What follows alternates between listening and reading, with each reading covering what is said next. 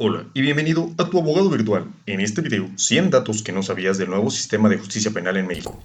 La reforma al nuevo sistema de justicia penal se aprobó en el Diario Oficial de la Federación el 18 de junio del 2008.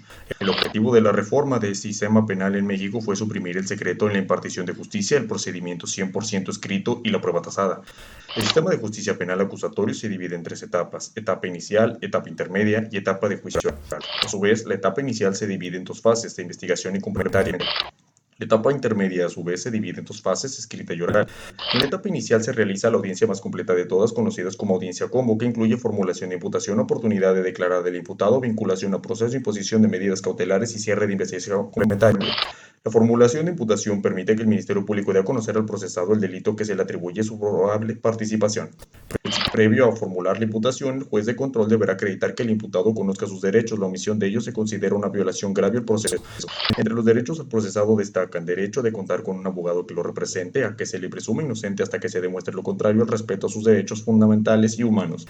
Si durante cualquier audiencia el abogado defensor demuestra desconocimiento del sistema penal acusatorio, este podrá ser sustituido por otro defensor autorizado por el imputado y, a falta de este, por un defensor público. Una vez vinculado a proceso, el imputado podrá elegir el plazo para que se resuelva su situación jurídica, esto es, en la misma audiencia inicial o dentro del término de 72 o 144 horas contadas a partir de su detención. El juez de control que formule imputación deberá ser el mismo que vincule proceso.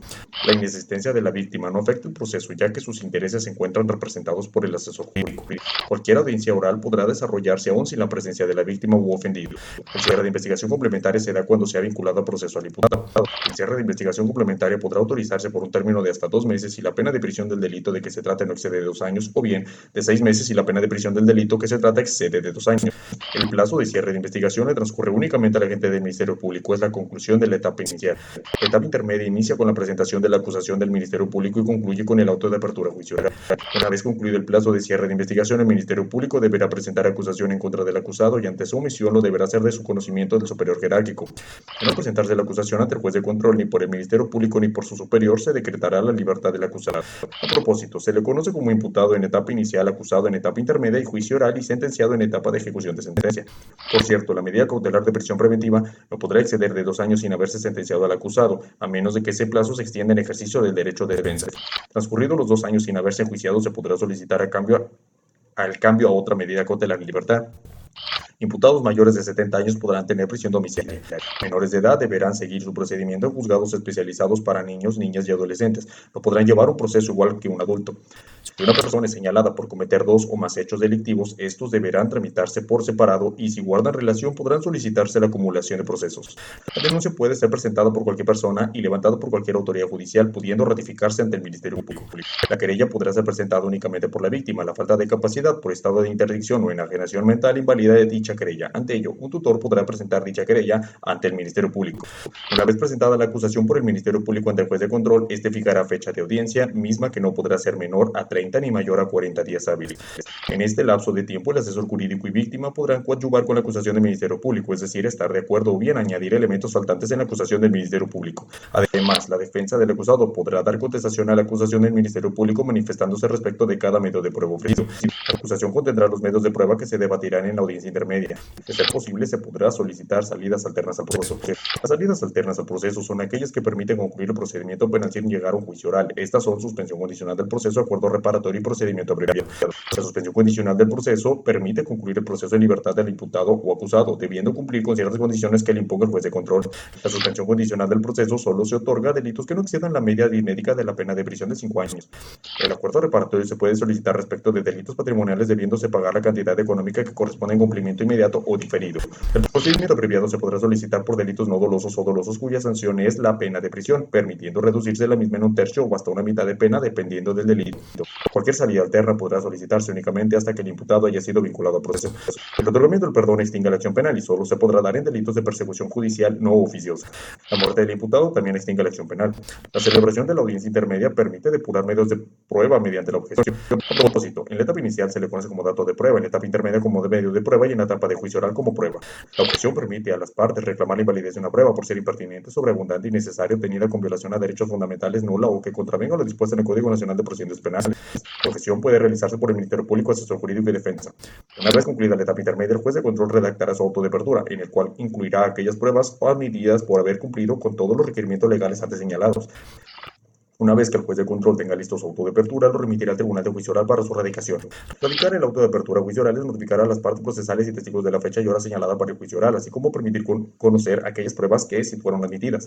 Agente del Ministerio Público, defensa, acusado, asesor jurídico o víctima o ofendido podrán impugnar el auto de apertura de advertirse una exclusión de prueba válida. La impugnación se hará a través del recurso de apelación en contra de la exclusión de medio de prueba válida y este trámite lo resolverá la sala correspondiente del Supremo Tribunal de Justicia. La admisión del recurso de apelación suspende el proceso hasta que se resuelva dicho medio de impugnación. De no haber otro asunto pendiente, se continuará con la celebración de la audiencia de juicio oral. En el Tribunal de Juicio Oral conocerá los hechos y pruebas aportadas por las partes, resolviendo de forma absolutoria o condenatoria. El Tribunal de Juicio Oral se conformará de 3 integrantes: presidente, relator y tercer integrante. El presidente del Tribunal de Juicio Oral será quien resuelva el juicio oral previa consulta de los otros 2 integrantes. El relator será quien redacte la sentencia que en su momento se dicta a favor o en contra del acusado. El tercer integrante será quien vigile que lo resuelve por el presidente del Tribunal de Juicio Oral cumpla sin omisión alguna con toda y cada una de las formalidades de la audiencia de juicio oral. Una vez concluido el juicio oral, el Tribunal de Juicio Oral finalizará la audiencia y resolverá en privado sobre la sentencia que se dicte. Una vez concluido el juicio oral, el Tribunal de Juicio Oral finalizará la audiencia y resolverá en privado de forma continua e ininterrumpida sobre la sentencia que se dicte. Posteriormente se convocará a todas las partes procesales a escuchar la sentencia que se emita y en diversas audiencias se podrá resolver sobre las penas y sanciones impuestas. En la audiencia posterior al Tribunal de Juicio Oral se dará lectura y explicará la sentencia emitida, justificando los motivos por los que se consideraron sentenciar como se hizo. La emisión de una sentencia, ya sea condenatoria o absolutoria, es impugnable a través del recurso de apelación, el cual deberá tramitarse dentro de los 10 días siguientes a la emisión de dicha sentencia. Una vez vencido el plazo para impugnar la sentencia, esta quedará firme y se remitirá al juez de ejecución para que se proceda a ejecutar las penas impuestas por el Tribunal de Juicio Oral. Ojo, en caso de no ganar la apelación, se podrá impugnar a través del amparo directo. El amparo directo es aquel que permite impugnar las sentencias definitivas, pero previo a la interposición del amparo directo es importante haber impugnado con el recurso de apelación para así agotar la exhaustividad. La exhaustividad se dice como aquello que es necesario agotar, colmar, a efecto de que con ello no se declare improcedente el amparo por no haber sido exhaustivo. La improcedencia se da cuando no sean satisfechos las formalidades previstas tanto en el Código Nacional de Procedimientos Penales como en la Ley de Amparo. El juez de ejecución verificará el cumplimiento de las penas y sanciones impuestas al sentenciado, así como el seguimiento del asunto incluso hasta que el sentenciado cumpla su pena de prisión. En la etapa de ejecución, el sentenciado podrá gozar del beneficio de la suspensión condicional de la pena de prisión, conocida por ser una salida alterna a la prisión punitiva. Esta permite al sentenciado obtener su libertad, debiendo cumplir con condiciones impuestas por el juez ejecutor. Su incumplimiento tendrá como consecuencia su reaprehensión. El juez de ejecución, además, está facultado para resolver controversias dentro del procedimiento, autorizar mujeres embarazadas a la convivencia con sus menores hijos y autorizar beneficios preliberacionales, entre otros. El centro penitenciario tiene la obligación de informar al juez ejecutor las actividades a desarrollar por el sentenciado recluido en prisión, tales como actividades deportivas, culturales, educativas, etc. Cuando un recluso exponga la seguridad del centro penitenciario o integridad de demás internos, el centro penitenciario ordenará el traslado involuntario del recluso, ello atendiendo a su alta peligrosidad, debiendo posteriormente justificar ante el juez ejecutor la necesidad del traslado involuntario. El traslado voluntario es aquel que a solicitud del interno es trasladado de un centro penitenciario a otro más cercano, ya sea por necesidad de visita a sus familiares o bien en caso de que peligre su propia vida. Los medios de impugnación autorizados por el Código Nacional de Procedimientos Penales son recurso de apelación y recurso de revocación. Una sentencia dictada en segunda instancia no es apelable y por tanto queda firme a partir de su emisión. Las resoluciones de salas de tribunales de justicia segunda instancia no procede ningún medio de impugnación. Contra sentencias que no ponen fin al proceso procede la interposición del amparo directo. Contra sentencias que sí ponen fin al proceso procede la interposición del amparo directo. La excusa es aquella planteada por un juez de control cuando advierte haber conocido de un asunto previamente y que por tanto su participación vulneraría la imparcialidad del juez de control. La recusación es aquella planteada por el agente del Ministerio Público o Defensa cuando advierte que el juez de control ha conocido previamente del asunto o tiene un interés en el mismo, ya sea por haber fungido como funcionario de otra dependencia o bien por tener parentesco con el imputado, entre otras. En el sistema penal acusatorio, el expediente o carpeta física se le conoce como causa penal. En el sistema penal anterior se le conocía como averiguación previa. En el sistema penal acusatorio únicamente se puede expedir copia de aquellos que contempla el artículo 67 del Código Nacional de Procedimientos Penales. No se autoriza copia fotostática de toda la causa penal. En el sistema penal acusatorio no existe la figura del pasante en derecho, por tanto, ni puede representar a nadie, ni puede obtener copia o intervenir de forma alguna en la causa penal. El diputado puede designar tantos abogados como guste, pero en la designación de múltiples abogados deberá designar a uno como representante común de los demás. A partir de la reforma al artículo 19 constitucional, el delito de robo a casa habitación y de hidrocarburos o huachicoleo se consideran como delitos graves. El delito de robo a casa habitación únicamente procede del perdón si fue cometido entre parientes consanguíneos o en línea colateral, esto es primos, tíos, hermanos, etc.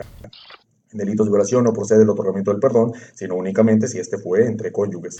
El suicidio no es un delito, su coacción o inferencia clasificaría como delito de homicidio. El incumplimiento de pagos a personas físicas o morales no figura como delito y su proceso legal lo es en materia puramente civil. Los efectos del amparo no producen el reemplazar la decisión resuelta por el juez de control, sino únicamente el tutelar el debido proceso. De tal manera que si se concede un amparo en contra de la vinculación al proceso, esta no produce el efecto de dejar en libertad al quejoso, sino únicamente de ordenar al juez de control, autoridad responsable, a que emita una nueva determinación, pero respetando los lineamientos legales omitidos. A propósito, en amparo se siguen los siguientes conceptos: quejoso, quien interpone el amparo; autoridad responsable, el juez que emitió la resolución que causa agravio al quejoso; tercero interesado, aquel que le interesa que subsista el acto reclamado; conceptos de violación, aquellos que causan agravio al quejoso; acto reclamado, aquella resolución que causa agravio al quejoso. El trámite de juicio de amparo se tramita ante un juzgado de distrito. Si un amparo se tramita por dos o más actos reclamados en materia de distintos asuntos, estos se tramitarán en cuerda separada, es decir, un amparo para cada proceso. Si un amparo se tramita contra un acto reclamado inexistente, este se tendrá como no cierto, se declarará improcedente y se actualizará su sobreseimiento. Dentro del sistema de justicia penal no existe la prueba confesional, por considerarse esta en el anterior sistema penal como prueba tasada. Los principios que rigen el sistema penal acusatorio en México son inmediación, contradicción, continuidad, publicidad y concentración. La inmediación permite que el proceso se desarrolle en presencia del juez de control y las partes intervinientes. La contradicción permite que las partes puedan controvertir, debatir o afrontar los datos o medios de prueba, alegatos y demás peticiones. La continuidad permite que el proceso se desarrolle de forma continua, sin interrupciones. La publicidad permite que todo sea del conocimiento público, restringiéndose tratándose de asuntos de menores de edad o de interés social. La concentración permite que el proceso se desarrolle en un mismo día o en días consecutivos hasta su conclusión. Si te gustó este video, suscríbete a mi canal, Tu Abogado Virtual, y no olvides activar la campanita que te notifique de nuevos videos. Saludos cordiales.